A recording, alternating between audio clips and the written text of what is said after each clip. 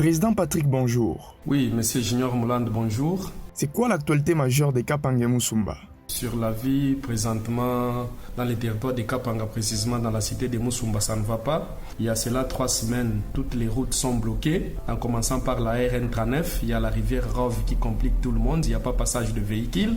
Et surtout des gros camions. Il n'y a pas aussi sortie des véhicules dans la cité de Musumba pour Kolwezi. Vous savez, Kapanga, c'est un territoire qui égorge l'agriculture de bananes plantains. Il y a plus de bananes plantains qui pourrissent ici dans les territoires. Et les agriculteurs ne savent pas comment dégager tout cela vers Kolwezi. C'est pourquoi vous allez même constater dans le marché de Kolwezi la rareté de bananes plantains. Et les maïs, il y en a, les arachides, il y en a, mais on ne sait pas comment évacuer. La vie est tellement très compliquée. Il y a l'axe Moussevoumaï, l'axe Kassamai, la rivière Louloua, comme il n'y a pas de pont, il y a seulement passage par pirogue, ça complique tout le monde. Du côté Kalamba, il n'y a jamais eu la route. Ça fait cela 6 ans. Et cette route-là est dans les oubliettes du gouvernement provincial. Il n'y a pas passage pendant 6 ans d'un camion ou d'une Jeep.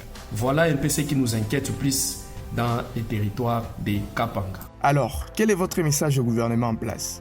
Nous demandons au gouvernement provincial comme solution d'abord à la RN39, c'est de doter des ateliers dans chaque territoire parce que les problèmes de Kapanga est le même problème de Sandoa, est le même problème de la ville de Kassage, est le même problème pour les territoires de Djilolo. Nous sommes enclavés parce qu'il n'y a pas ouverture de la voie routière, c'est-à-dire le développement c'est quand il y a accès à des routes. Mais comme il n'y a pas de passage, ça bloque tout le monde. Vous savez que l'entreprise Omega a échoué totalement à la mission lui donnée par le gouvernement provincial. Les Lualaba ne méritent pas ça. Les Lualaba, c'est une province modèle qui devrait doter les Lualaba profonds de belles routes, et ainsi de suite. Mais nous sommes toujours inquiets par rapport à cette situation. En quoi reprochez-vous les députés sur cette problématique? Oui, monsieur Mouland, monsieur le journaliste, il est judicieux que nos élus interviennent sur le développement du territoire. C'est leur circonscription.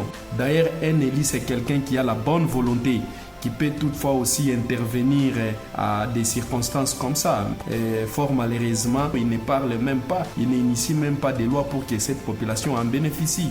Parlez-nous un peu de la campagne Musumba Zéro Trou et son impact sur la vie de la population. Nous avions initié une campagne Musumba Zéro Trou où nous sommes en train de travailler. Je pense que dans les réseaux sociaux, vous voyez à chaque samedi les images. Nous sommes en train de voir les points qui sont un peu les endroits chauds dans le milieu qui inquiètent les motards, les piétons, les passagers. Nous sommes en train d'améliorer et d'apporter un plus. Voilà, la province devrait accompagner des gestes comme ça, les appuyer dans les cantonnages manuels parce que les routes à désert agricole, il fallait instaurer aussi dans chaque territoire l'histoire des cantonnages manuels, de sorte que ça facilite aux gens d'échanger, d'évacuer les marchandises et puis de faire d'autres va-et-vient.